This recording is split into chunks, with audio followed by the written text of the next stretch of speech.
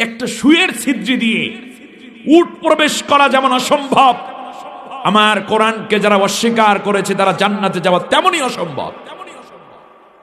উপরন্তু দুইটি জায়গা থেকে এমন অভিযোগ দাঁড় হবে, যাদের ব্যক্তি জীবন, পারিবারিক জীবন, সামাজিক জীবন, রাজনৈতিক জীবন, অর্থনৈতিক জীবন, আন্তর্জাতিক জীবন, তাদের স্লোগান, তাদের চিন্তা, তাদের লেখনী, তাদের বক্তব্য, তাদের উচ্চারণ, তাদের ধ্যান ধারণ আল্লাহর কোরআন অনুযায়ী হয়নি, সেই ব্যক্তির অবস্থা কি হবে?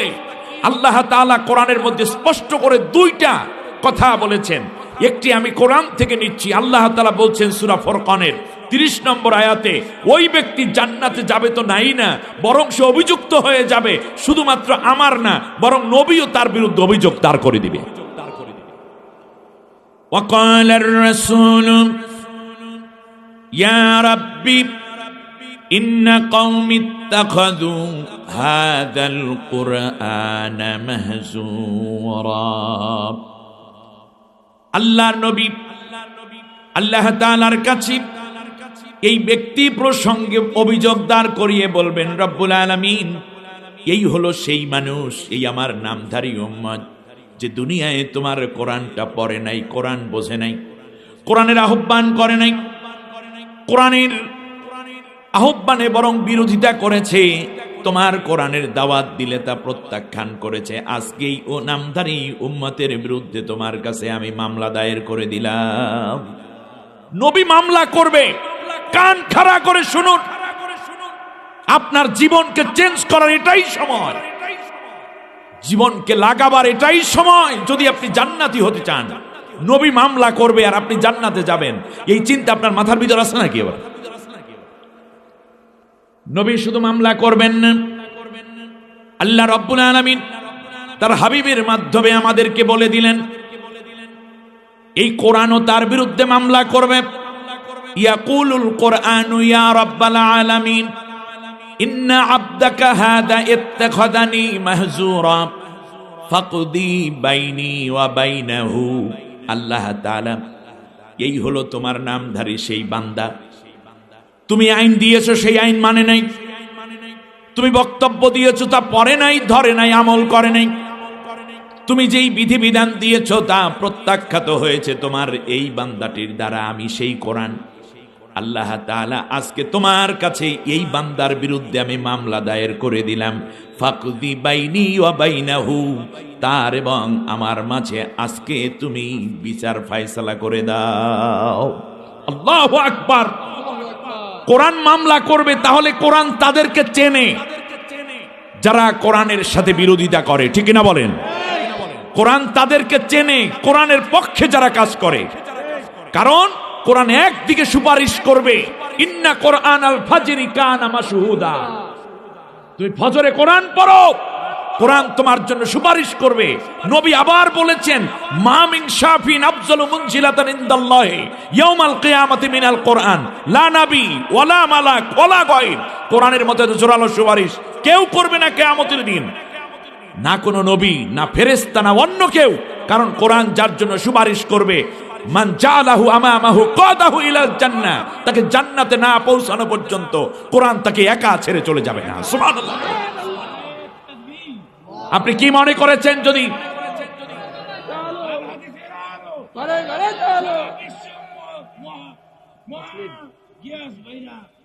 আমার শুনুন, আমার কথা শুনুন, তাহলে কোরআন যদি আপনাকে না চেনে আপনার সুপারিশ করবে কেন? কোরআন যদি না চেনে আপনার বিরুদ্ধে মামলাই বা করবে কেন? এর মানে হচ্ছে কে কোরআনের পক্ষে কাজ করে কোরআন তাকে চেনে, কোরআনের বিপক্ষে কে শত্রুতা করে কোরআন তাকেও চেনে। আপনি কি কোরআনকে মরা মনে করেছেন? কোরআন শুধু জীবিত নয়, বরং মৃত আত্মাকে জীবন্ত করে তোলে এই কোরআন।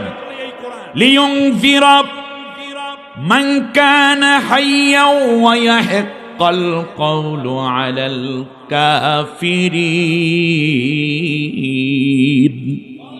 কোরআন শুধু নিজে জীবন্ত নয়, বরং মৃত আত্মাকে জীবিত করে দেয় কোরআন। সুবহানাল্লাহ পড়েন। আমার বন্ধুগণ, অপরদিকে সুপারিশ আবার অভিযোগ আজ নেয়ার সুযোগ এসেছে, আপনি কোনটা নিবেন? প্রয়োজনে কোরআনের কথা বলে আপনি মামলা খান, এই মামলা আপনাকে জান্নাতে নিয়ে যাবে। কিন্তু কোরআনের বিপরীতে গিয়ে নবীর মামলা আর কোরআনের মামলা খাইয়া চিরন্তন জাহান্নামী হওয়ার কোন সুযোগ কেউ দিবেন না, ঠিক না? আসুন পরাণ ভরে সেই কোরআনের কথাই শুনি, আমার সাথে পড়েন। আউযু বিল্লাহি মিনাশ শাইতানির রাজীম। বিসমিল্লাহির রহমানির রহিম। বিতাড়িত অভিশপ্ত শয়তানের ওয়াসওয়াসা থেকে আল্লাহর আশ্রয় চাই। পরম করুণাময় অসীম দয়ালু আল্লাহর নামে শুরু করছি। ওয়ালাম্মা বালাগা আশুদ্দাহু আতাইনাহু হুকমান ওয়া ইলমা وكذلك نجزي المحسنين وراودته التي هو في بيتها عن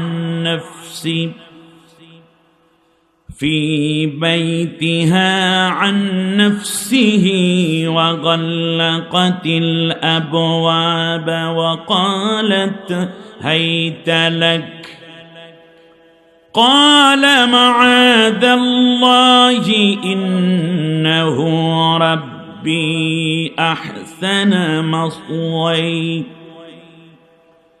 إنه لا يفلح الظالمون آمنت بالله।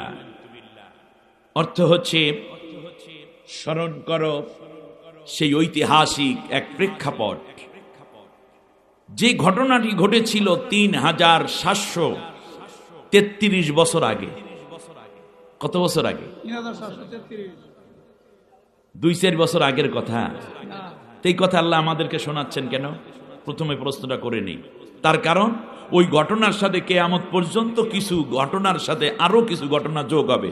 ওইটার সাথে যদি মিশে যায় তখন ইমানদার যা করেছো তুমি তাই কইরো। কথা বুঝে যাচ্ছে কিনা? কারণ আল্লাহ ইয়ালামু মা বাইনা আইদিহিম ওয়া মা, সামনে যা আছে পেছনে যা আছে সব জানেন কে? আল্লাহ তাআলা ঐতিহাসিক ঘটনা উল্লেখ করছেন।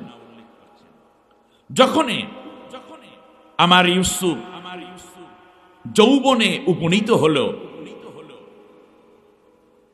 তার সার্বিক সামর্থ্য এবং শক্তিকে যখন আমি আল্লাহ রূপদান করলাম একটা প্রতিষ্ঠিত শক্তি হিসাবে, সেই মুহূর্তে আমি আল্লাহ তাকে দান করলাম হিকমা এবং ইলম। সুবহানাল্লাহ বলেন।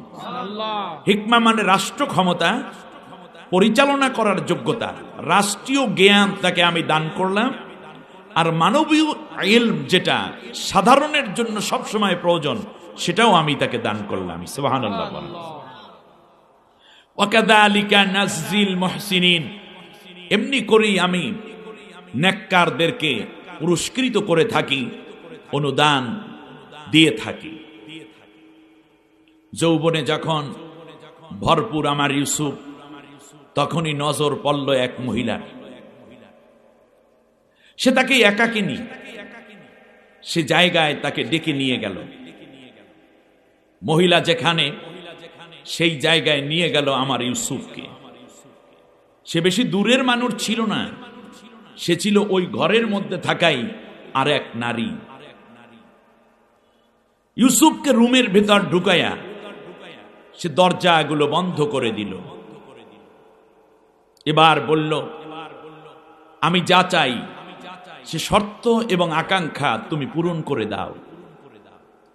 ইউসুফ আলাইহিস সালাম দেখলেন অনৈতিক প্রস্তাব, মেনে নেওয়া যায় না এমন সব কথা উচ্চারণ করছে এই নারী, কেবলমাত্র তার স্বার্থ চরিতার্থ করার জন্য। এজন্য ইউসুফ বললেন, আমি একমাত্র আল্লাহর কাছেই আশ্রয় প্রার্থী হয়েছি, কারণ তিনি আমার উত্তম আশ্রয়দাতা। সুবহানাল্লাহ। তবে একটি কথা আমি বিশ্বাস করি, এই পৃথিবীতে নৈতিকতাকে যারা অনৈতিকতার কলঙ্ক দিয়ে ঢেকে দিতে চায়, ওই সমস্ত জালিমরা কোনোদিন সফল কাম হতে পারে না। বারাকাল্লাহু লানা ওয়া লাকুম ফিল কোরআনিল আযীম। আল্লাহুম্মা ইগফির লানা ওয়া লিওয়ালিদাইনা ওয়া লিজামিল মুমিনিনা ওয়াল মুমিনাত ইয়াওমা ইয়াকুমুল হিসাব। ইতিমধ্যে অনেকেই বুঝে ফেলেছেন, সূরার নাম সূরা ইউসুফ। মক্কায় অবতীর্ণ এই সূরাটিতে 111টি আয়াত আছে, 12টি আছে রুকু। আমি আপনাদের উদ্দেশ্যে 22 এবং 23 এই দুটি আয়াত তিলাওয়াত করে তার সরল অনুবাদ করার চেষ্টা করেছি। আল্লাহ তৌফিক দিলে এর উপরে কিছু কথা আমি বলতে থাকবো, যতক্ষণ না আমাদের ডক্টর আবুল কালাম আজাদ সাহেব আপনাদের মাঝে না আসেন। উনি আসা মানে আমি আস্তে করে নেমে যাওয়া, অথবা কিছুক্ষণ তার আলোচনা শোনা। আল্লাহ যেন আমাদের সবাইকে এই কথাগুলো ভালোভাবে অল্প সময় গুছিয়ে বাস্তবতাকে উপলব্ধি করার তৌফিক দেন। আমরা সবাই বলি আমিন। সূরাটির মধ্যে আছে 111টি আয়াত। কতটা বলেন? 111। 111কে আরো দুইটা ভাগে আমরা ভাগ করতে পারি, আরো 2-3 নামে ডাকা যায়। 111 মানে আমরা বলতে পারি 111। কত? 111। কয়টা ওয়ান লাগে লিখতে? তিনটা ওয়ান। এটাকে বলা যায় 1-11। বলেন তো দেখি হিসাবটা কেমন হয়? 1 তারপর 11 কত হয়? 111। ব্যাস। এরপরে ইংলিশে যদি এটাকে আমরা বলি তাহলে বলতে পারি 111। বলেন কি হতে পারে? 111। একটি জাতি, একটি দেশ, একটি নৈতিকতাকে ধ্বংস করার ষড়যন্ত্র হতে পারে, চক্রান্তের সৃষ্টি হতে পারে। ওই দিনটি হতে পারে জাতির জন্য কলঙ্কময়। এজন্য 111টা আয়াত দিয়ে আল্লাহ আমাদেরকে বোঝাচ্ছেন 111কে তোমরা ধারণ করো, বোঝো, এটার মধ্যে তোমাদের শিক্ষা আছে। আহসানুল কসাস। সুবহানাল্লাহ। ভুলে গেছেন 111-এর কথা? ভুলে গেছেন? বাংলাদেশের সরকারি দল, বিরোধী দল, বাংলাদেশের শিল্পপতি সম্মানিত মানুষগুলোকে অপমানিত করা হয়েছে 111-এ। ঠিক কিনা বলেন? আল্লাহ রাব্বুল আলামিন সূরা নামলের মধ্যে চমৎকার করে বলেছেন, দুনিয়ার মানুষেরা শোনো, ইযা দাখালু ক্বরিয়াতান ইন্নাল মুলুকা ইযা দাখালু ক্বরিয়াতান আফসাদুহা ওয়া জাআলু আইজ্জাতা আহলিহা আদিল্লা। দেশের মধ্যে যখন কোন অপশক্তি ঢুকে পড়ে, দেশের মধ্যে যদি কোনো বহির রাষ্ট্রের ষড়যন্ত্র প্রবেশ করে, তা বুঝতে পারবা কেমনে? 1 নম্বর হলো এই যে ওই রাষ্ট্রের সম্মানিত মানুষগুলোকে যখন অপমানিত করা হয়, তখন মনে রাখবা দেশ বাইরের ষড়যন্ত্র এবং বাইরের শক্তির দ্বারা দুর্বল হয়ে গেছে। ওয়াজআলু আইজ্জাতা আহলুহুম আদিল্লা। সম্মানিত মানুষগুলোকে অপমানিত করা হয়। সম্মানিত রাজনীতিবিদ, সম্মানিত আলেম, সম্মানিত মুফাসসির, সম্মানিত ইমাম, সম্মানিত খতিব, সম্মানিত বিসিএস ক্যাডার, আগের বিভিন্ন নেতৃবৃন্দ কিংবা উপরস্থ কর্মকর্তা, এই রকম সম্মানিত নারী, সম্মানিত পুরুষ, এদেরকে যখন স্বজাতি কিংবা বহির শত্রু দ্বারা অপমানিত করা হয়, তখন মনে করবা দেশের ভিতরে চূড়ান্ত ষড়যন্ত্র শুরু হয়ে গেছে।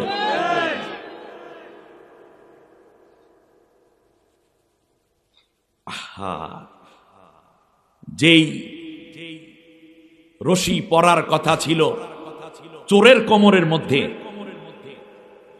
যে হাতের শিকল লাগানোর কথা ছিল ডাকাতের হাতের মধ্যে, যেই পায়ের শিকল লাগানো কথা ছিল খুনির পায়ের মধ্যে, সেইটা যখন সম্মানিত আলেমদের কপালে জুটে, তখন মনে করবা দেশের ভিতর থেকে বড় ষড়যন্ত্র শুরু হয়ে গেছে। হাইসেন না, অপমান যেহেতু শুরু হয়েছে, নিজেকে সম্মানিত বোধ করার কোনো কারণ নাই। ওই অপমানের গন্ধ বাতাস আপনার নাকে আসতে অপেক্ষা মাত্র। ইন্নাল মুলুক, এটা আমার কথা, ইন্নাল মুলুকা ইযা দাখালু ক্বরিয়াতান আফসাদুহা আদিল্লা। আফসাদুহা ওয়া আইজ্জাতুহুম আদিল্লা। সম্মানিতদেরকে কি করা হয়? অপমানিত করা হয়। আল্লাহ তুমি আমাদেরকে রহম করো। আমিন। ইউসুফ আলাইহিস সালাম, আমি কাহিনী বলার জন্য এখানে কোনো বিষয় বলছি না, একেবারেই জায়গা থেকে যেখানে আলোচনা সেখান থেকেই আমি কথা বলার চেষ্টা করব। বন্ধুরা খেয়াল করুন, ইউসুফ আলাইহিস সালামকে ভাইরা দিলেন কূপের মধ্যে ফালাইয়া, বাঁচাইয়া দিলেন কে? আল্লাহ। বাঁচাই দিয়েছেন আল্লাহ। এ কথার সাথে একটু দ্বিমত করার কোনো সুযোগ আছে? নাই নাই। এখানের ব্যাখ্যা দরকার নাই। ইউসুফ আল্লাহরে ডেকেছেন, আল্লাহ বাঁচাই দিয়েছেন। হাত পাম বান্ধা একটা মানুষ 7 বছর বয়সের সময় কূপের মধ্যে বাইরে ফালাই দিয়ে যায়। আর ইউসুফ আলাইহিস সালাম আল্লাহ তাআলাকে ডাক দিয়া বলেন, রব্বুল আলামিন, এতক্ষণ পর্যন্ত কোমরের মধ্যে রশি বেঁধে ভাইরা আমাকে রেখেছিল, মনে করেছিলাম আমার ভাইরা বুঝি আমাকে আবার রশি টেনে উপরে উঠাইয়া নিয়ে যাবে, কিন্তু এখন শুনি আরেক ভাই বলতেছে রশি কাইটা ফালাও, কারণ 60 হাত রশি নষ্ট কইরা কোনো লাভ নাই। রশির মাথায় কে? ইউসুফ। কোথায়? নিচে। কূপের মধ্যে। কয় হাত গভীর কূপ? 60 হাত। ভালো করে কথা নেন। 15 হাত যেতে না যেতে আরেক ভাই বলে এত রশি নষ্ট করার কি দরকার, ভাইরা ফালাও। হাত বান্ধা, পাও বান্ধা, রশি কাটতেছে। ইউসুফ আলাইহিস সালাম নিচ থেকে বুঝতেছেন, ভাইদের কথাও শুনতেছেন, আর রশি যে কাটতেছে তাও সে টের পাচ্ছে। গহীন কূপ, ঘুটঘুটে অন্ধকার, ময়লা নোংরা পানির দুর্গন্ধ, সাপ বিচ্ছুতে ভরা ছিল কূপ। নিচ থেকে উপরের দিকে ইউসুফ পয়গম্বর মুখটা তুললেন, কচি মুখ। আহারে, 2 চোখের পানি ছেড়ে বড় অসহায় অবস্থায় আল্লাহ তাআলার কাছে ডাক দিয়ে বলেন, আল্লাহ তুমি আমাকে বাঁচাও, তুমি ছাড়া আমাকে বাঁচাবার আর কেউ নেই। আল্লাহ রাব্বুল আলামিন জিবরিল আলাইহিস সালামকে ডাক দিয়ে বলেন, জিবরাইল, আমার ছোট্ট ইউসুফ যেইভাবে আমাকে ডাক দিয়ে আমার পর্যন্ত কথা পৌঁছে দিল, তাড়াতাড়ি যাও, এই রশি কেটে আমার ইউসুফ কূপের মধ্যে পড়ে যাওয়ার আগে তোমার নূরের 2টা হাত আমার ইউসুফের পায়ের নিচে পেতে ধরো।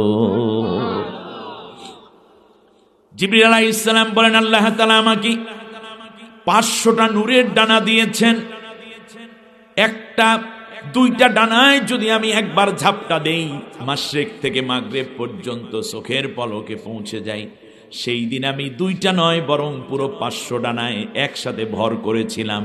ইউসুফের রশি কাটার অনেক বাকি, তার আগে আল্লাহর হুকুম মতো ইউসুফের কচি পায়ের নিচে আমার নূরের হাত পেতে ধরেছিলাম। যতক্ষণ পর্যন্ত রশি কাটে নাই ততক্ষণ খালি ভাই ভাই করছে, আরে ভাই আমারে নিয়ে যাও, আমারে মাইরো না, ভাইরা আমারে মাইরো না, আমাকে কিলাও কেন, আমাকে লাথি মারো কেন। যখন দেখছে রশি কাইটে ফেলাইছে তখন বুঝতে পারছে এরা আর ভাই নেই, ঠিক কিনা কোন? রশি কাটা পর্যন্ত ভাই থাকে, রশি কাটার পর এরপর আর ভাই থাকে না। এখন বলেন ইউসুফ কি ভাইদেরকে আলাদা করছে না? রশি কাটার মাধ্যমে ভাইরা বুঝাইয়ে দিয়েছে আমরা তোর ভাই না।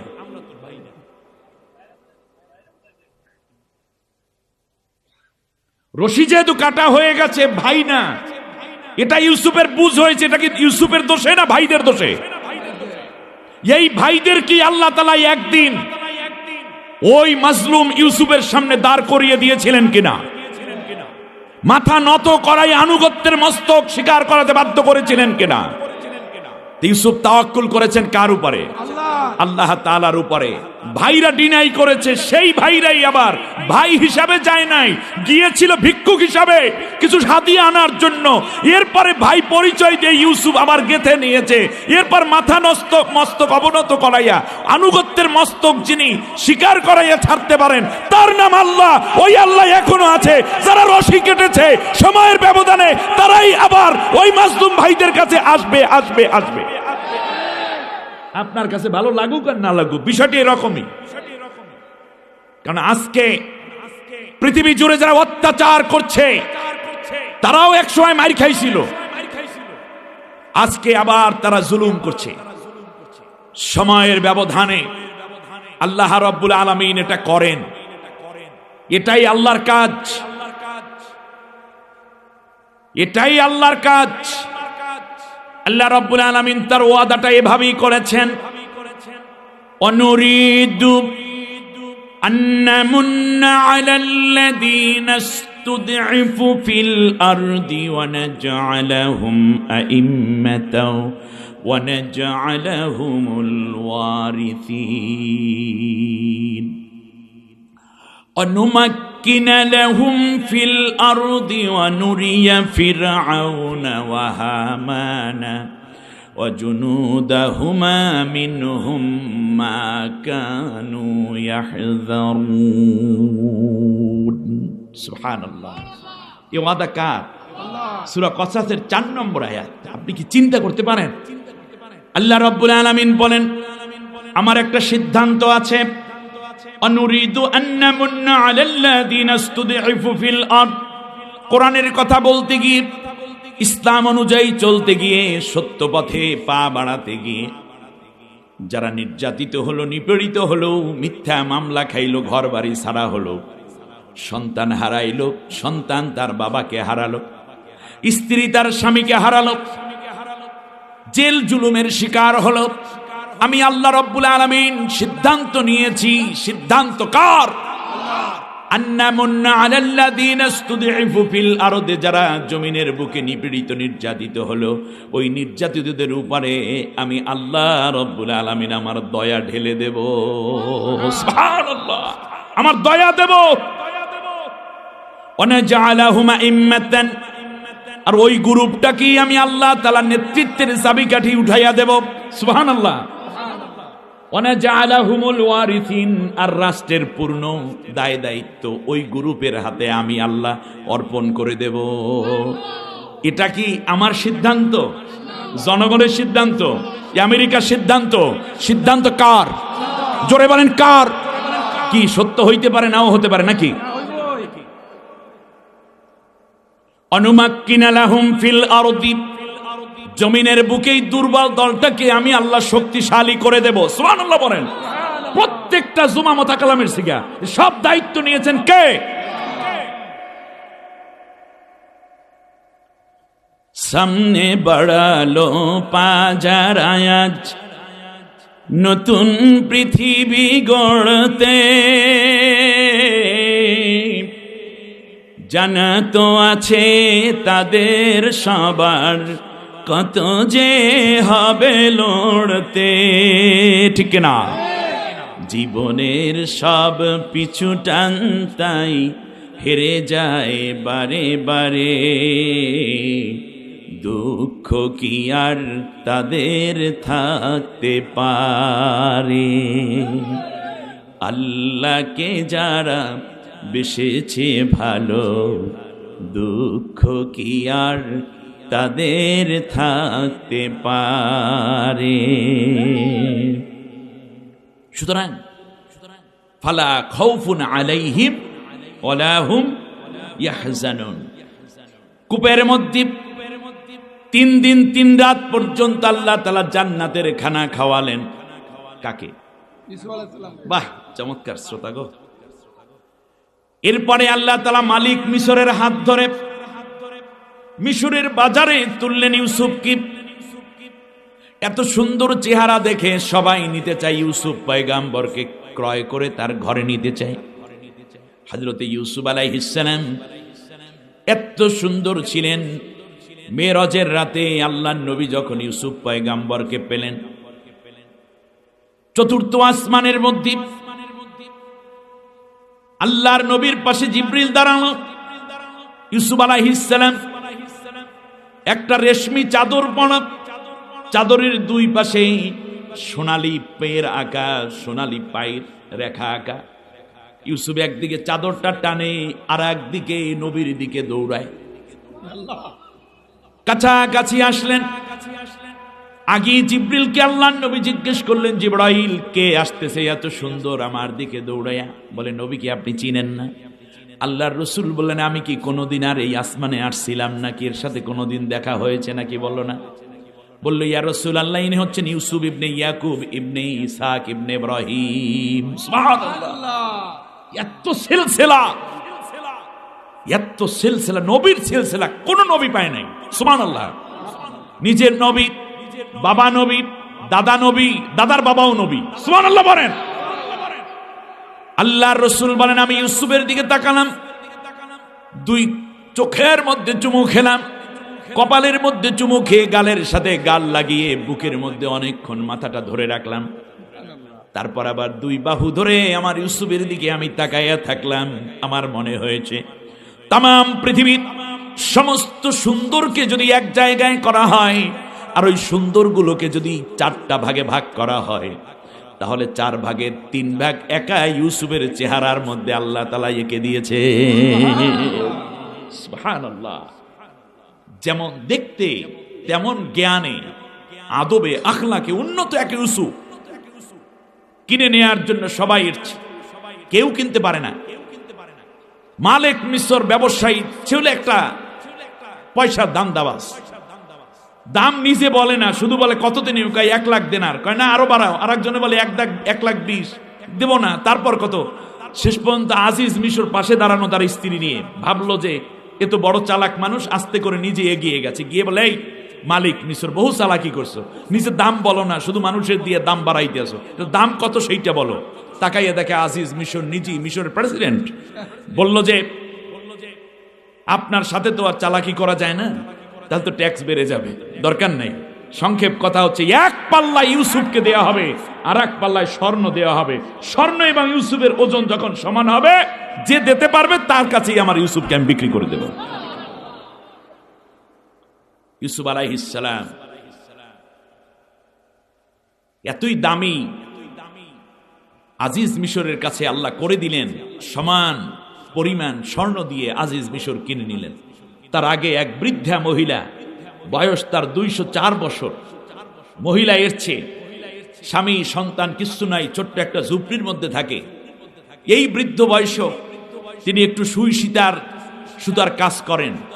আসলেন এটাকে, ওইগুলো সব 5-6 রঙের সুতা, 3-4টা সুই আর 2-4টা কাঁথা নিয়ে, হাতের কাজ, এগুলো নিয়ে মালিকের কাছে আসছে, মালিক মিশরের কাছে, তুমি আমাকে ইউসুফকে দাও, আর আমার যা আছে সব কিছু নিয়ে আমি চলে আসছি। বলে, তোর মাথা ঠিক আছে? 2 লাখ দেনার দিয়ে কিনতে পারে না, 2 লাখ স্বর্ণ মুদ্রা দিয়ে, তুমি আর সেটা দিয়ে? বলছে, না, আমাকে দিয়ে দাও, খুব যত্ন করবে ইউসুফকে, কোনো চিন্তা নাই।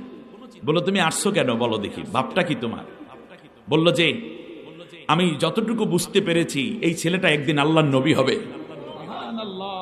তার চাহনি, তার চেহারা, তার ভঙ্গি, আমি জানি তুমি এই টাকায় দেবা না, কারণ তুমি কিপটা ব্যবসায়ী, তুমি নিজেও রাখবা না এই ছেলেটাকে, যার ভাগ্যে আছে তার বাসায় এসে চলে যাবে। কিন্তু কিয়ামতের দিন আমি বুড়ি যদি কোনো আমলে ঠেকে যাই, কমপক্ষে আল্লাহকে বলতে পারবো, আল্লাহ তোমার নবীকে আমার ঘরে পালন করার জন্য আমার যা ছিল সব দিয়ে কিনতে চাইছিলাম, এই উসিলায় আল্লাহ আমাকে মাফ করে দিবেন। সুবহানাল্লাহ। ভালোকে কেনার জন্য নিয়ত করাটাও সওয়াবের কাজ, আর আমরা খারাপকে কেনার জন্য বাজি ধরি। কে কত অন্যায় করতে পারবে একটি রাতে কিংবা দিনে? বিশেষ একটি দিনে আসো, যে যত বেশি অন্যায় জুলুম করতে পারবে, অন্যের অধিকার হনন করতে পারবে, তাকে এই পোস্ট দেব, সেই পোস্ট দেব, এত প্রমোশন দেব, এত টাকা দেব, বিদেশে ফ্ল্যাট বাড়ি করে দেব। অন্যায়ের জন্য বাজি ধরা হয়, অন্যায় প্রতিবাদ কিংবা ন্যায় করার জন্য কোনো আন্দোলন নাই। এ জাতি কিভাবে রক্ষা হবে? এ জাতি কিভাবে সেভ হবে? যে জাতি অন্যায় করাকে নিজের জীবনের ক্রেডিট মনে করে, মিথ্যা কথাকে যেই জাতি নিজের জীবনের সাফল্য মনে করে। কয়দিন আগে বাংলাদেশের এমপি, মন্ত্রী, প্রধানমন্ত্রী, স্পিকার, এর সবাই শপথ নিয়েছে। আমি বিশ্বাস করুন, খুব সহজ কথা বলি, শপথের মধ্যে অনেক কথা আছে। আমি অমুক গণপ্রজাতন্ত্রী বাংলাদেশ সরকারের অমুক হিসাবে শপথ নিচ্ছি, আমি ওয়াদা করছি সংবিধান অনুযায়ী চলবো, দেশের স্বাধীনতা সার্বভৌমত্ব রক্ষায় সর্বোচ্চ চেষ্টা করব, ইত্যাদি ইত্যাদি বলে। আমি বলছি এই কোনো কথা দরকার নাই, শুধুমাত্র একটি শপথ হোক, আর আগে পরে কোনো কথা বলার দরকার নাই। শুধু বলুক আমি অমুক, এই ওয়াদা করছি আমি আজ থেকে নিয়ে যতদিন ক্ষমতায় আছি ততদিন পর্যন্ত জাতির সামনে আমি একটি মিথ্যা কথা বলবো না। শুধু একটি বিষয় ওয়াদা করেন, মিথ্যা বলবেন না। দেড়শোকে সোনার বাংলা হবে 1 মাসের মধ্যে। কিসের এত বক্কর চক্কর কথা? মিথ্যা বলা বাদ দিয়ে দিন, দেখবেন জাতির কল্যাণ হয়ে আসবে। উন্নত যত দেশ আছে তাকিয়ে দেখেন, তারা মিথ্যা বলে না এবং মিথ্যার কাছে তারা আত্মসমর্পণ করে। অন্য ধর্মের লোক তারা। আজ বুকে হাত দিয়ে প্রশ্ন করুন যে আমি কি মিথ্যা মুক্ত? শুধুমাত্র মিথ্যা কথা বাদ দেন, দেখবেন জাতি কত পরিবর্তন হয়ে যায়। আমার দেশের ডিসি, এসপি, টিওনো, র্যাব, গোয়েন্দা, পুলিশ, ওসি, মন্ত্রী, এমপি, মেম্বার, চেয়ারম্যান, দলের সভাপতি, সেক্রেটারি, যে দল করেন না কেন, হিন্দু, মুসলিম, বৌদ্ধ, খ্রিস্টান, নারী, পুরুষ, ছাত্র, ছাত্রী, একটা শপথে বলিয়ান হন যে কোনোদিন আর মিথ্যে বলবো না। দেড়শোকে বাংলাদেশ ঘুরে দাঁড়াতে সময় লাগবে সর্বোচ্চ 1 বছর। বলেন সত্যি করে মিথ্যা বলবো না। ইউসুফ আলাইহিস সালাম চলে গেলেন আজিজ মিশরের ঘরে।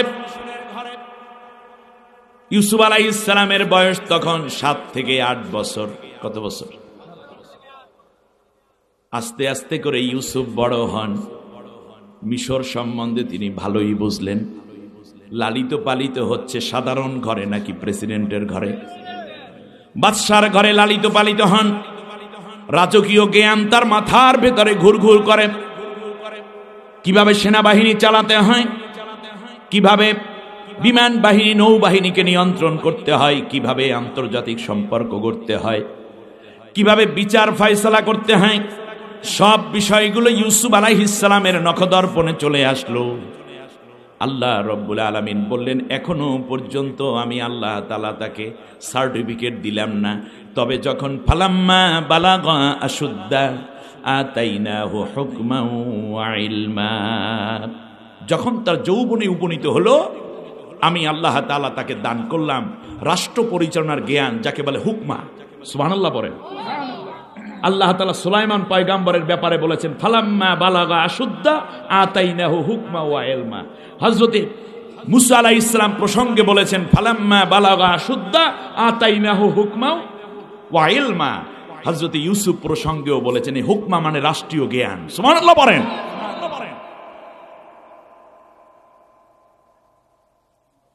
যৌবন যখন আসে তখন মানুষের নজর পড়ে তার দিকে, ঠিক কিনা বলেন? ব্যক্তি জীবনে যখন যৌবন আসে তখন নজর পড়ে এই যৌবন, এই সৌন্দর্য, এই আকর্ষণীয় চেহারাটা নষ্ট করার জন্য সবচেয়ে বড় দুশ্মন হিসাবে, শত্রু হিসাবে, কিংবা সবচেয়ে ক্ষতিকারক হিসাবে একজন যুবকের সামনে কে আসতে পারে? আল্লাহ রব্বুল আলামিন সতর্ক করে একটা ইঙ্গিত করে বলে দিলেন, শোনো, এই সময় তাকে সবচেয়ে বেশি সমস্যা এবং বিব্রতকর অবস্থায় যে ফেলে দেয় তার নাম হলো একজন নারী। যৌবন কাল যখন আসে, তোমার পবিত্র যৌবনের, যুবক তোমাকে বলছি, তোমার পবিত্র যৌবনের সবচেয়ে বড় ডিস্টার্ব যে করতে পারে, ক্ষতি যে সাধন করতে পারে, তার নাম কি? নারী। দেখছেন, এই বালাগা আশুদ্ধ আতাইনাহু হুকমাও ওয়া ইলমা, যখন এসে উপনীত হলো যৌবনে, সাথে সাথে পরেই নারীর কথা আল্লাহ বলছে, ওয়ারাওয়াদাতুহুল্লাতী হুয়া ফি বাইতি আন নাফসি। এতদিন পর্যন্ত তোমার যৌবন নাই, নারী তোমার দিকে দৃষ্টি দেয় না।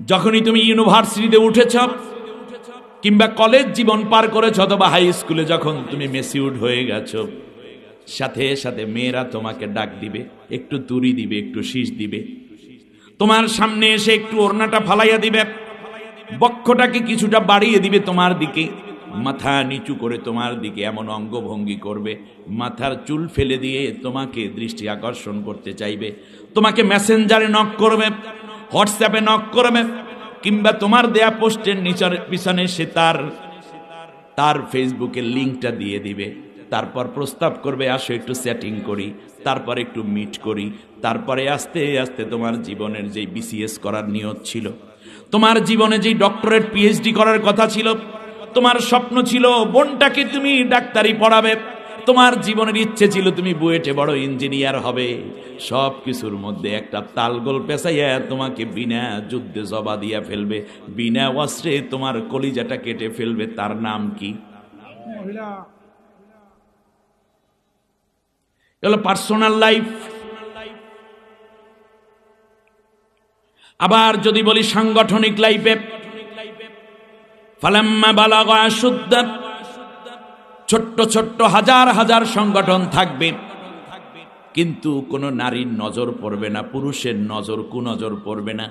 কিন্তু যখন তোমার সংগঠন মেসিউট হয়ে উঠবে, তুমি শত শত চেয়ারম্যান বানাইতে পারো, তোমার সংগঠন শত শত এমপি বানানোর যোগ্যতা সম্পন্ন ব্যক্তিত্ব তৈরি করেছে, তোমার ব্যাংক মাথা উঁচু করে দাঁড়িয়েছে, তোমার হাসপাতাল মাথা উঁচু করে দাঁড়িয়েছে, এমনকি তোমার আচরণ তোমার কথা দিয়ে আজকে গোটা জাতি প্রভাবিত হয়। তোমাকে আল্লাহ রব্বুল আলামিন যখন যৌবন কাল দিলেন, তোমার অর্গানাইজেশনের সাথে সাথে কুনজর পড়বে নারী এবং পুরুষের, ঠিক কিনা বলে? যেমন এখানে ইউসুফ পয়গম্বরের উপরে পড়েছে, ঠিক তার পাশাপাশি ব্যক্তি থেকে সংগঠন, সংগঠন থেকে দেশ। আল্লাহু আকবার। যখন আপনার দেশ মাথা উঁচু করে দাঁড়াবে, অর্থনৈতিকভাবে সমৃদ্ধি অর্জন করবে, ঠিক তার পাশাপাশি রাস্তাঘাট, কলভার্ট, ব্রিজ, উন্নয়ন এবং উন্নতির যখন একটি বড় সোপান তৈরি হবে, তখন সাম্রাজ্যবাদী এবং আধিপত্যবাদী শক্তি আপনার দেশটাকে ধ্বংস করে দেওয়ার জন্য তারা একটা বড় রকমের ষড়যন্ত্র আপনার ঘাড়ে উঠাইয়া দেবে। প্রত্যেকটা জায়গায়। ঠিক তার পাশাপাশি আপনি যদি ন্যাক আমল করা শুরু করে দেন, এই ন্যাক আমলকে ধ্বংস করার জন্য, ক্ষতিগ্রস্ত করার জন্য শয়তান আপনার পেছনে লেগে যাবে। হযরত ইউসুফ আলাইহিস রাজপ্রাসাদ ছিল 6 তলা, প্রত্যেক তলা ছিল 10 হাত থেকে 10 হাত ছিল এক একটা ফ্লোর। তা কত হাত উঁচা হয়? 60 হাত। 60 হাত উপরে ঘরের মধ্যে ঢুকাইয়া ফেললো রঙ্গমহল। সামনে মদের বোতলগুলো সারি সারি সাজানো, চারদিকে উলঙ্গ মূর্তি, যা দেখলে একজন পুরুষের মাথা ঠিক থাকার কথা না, অথচ তিনি একজন ভরা যৌবনওয়ালা পুরুষ। ইউসুফ আলাইহিস সালাম দেখতে পেলেন মহিলাই 6 তলার বিল্ডিং এর মধ্যে কাউকেও রাখে নাই, সবাইকে ছুটি দিয়েছে, বাধ্যতামূলক ছুটি, বাধ্যতামূলক ছুটি। আজিজ মিশর 3 দিনের ছুটিতে চলে গেলেন, অন্য রাষ্ট্রে যাওয়ার কথা। আজিজ মিশরের স্ত্রী বলল, এই বিল্ডিং এর মধ্যে কেউ থাকার দরকার নেই, সবাই চলে যাও। এই পৃথিবীতে দেখবেন এমনও রাষ্ট্র প্রধান আছে যারা নিজের স্বার্থ চরিতার্থ করার জন্য তার কাজে বাধা দিতে পারে, এই ধরনের লোকদেরকে বাধ্যতামূলক ছুটিতে পাঠাইয়া দেয়, ঠিক কিনা? আকামের রাস্তা খোলস করার জন্য এরকম পন্থা সেই সময় আজিজ মিশরের বউ নিয়েছিল। দরজা বন্ধ করে দিল, গ্রাউন্ড ফ্লোর থেকে নিয়ে টপ লেভেল পর্যন্ত দরজা বন্ধ। মহিলা এবার বলতেছে, শোনো, আমি যা চাই তুমি তাই করো ইউসুফ।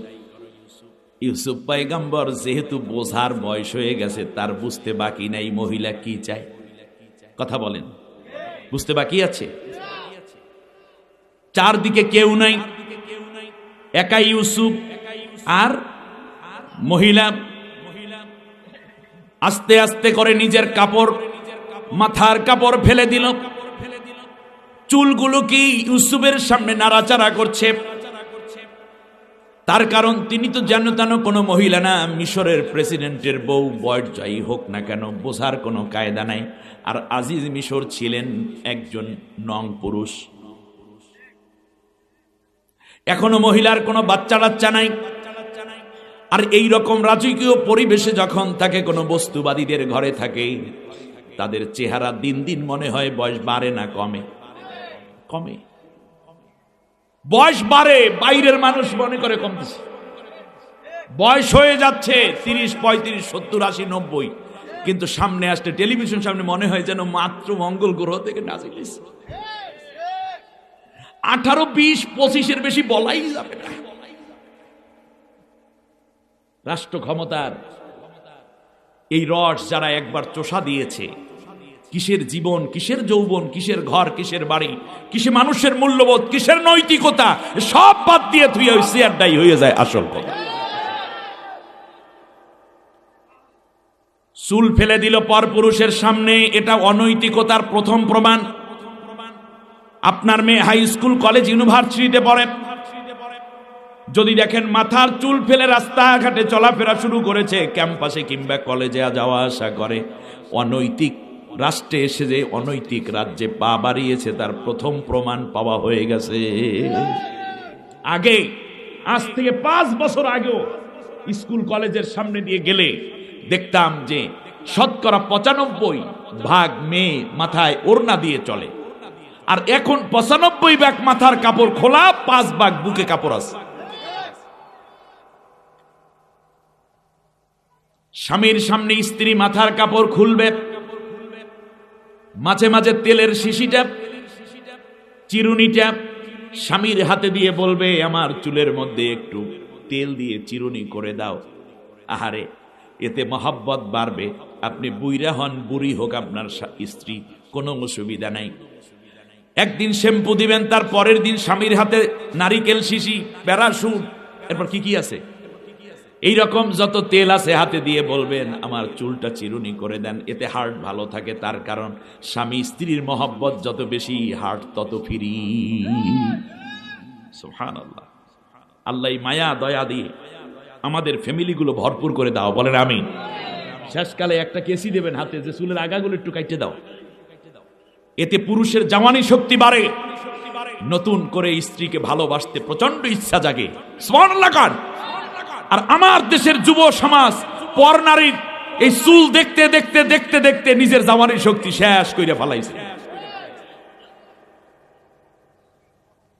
খেয়াল করুন।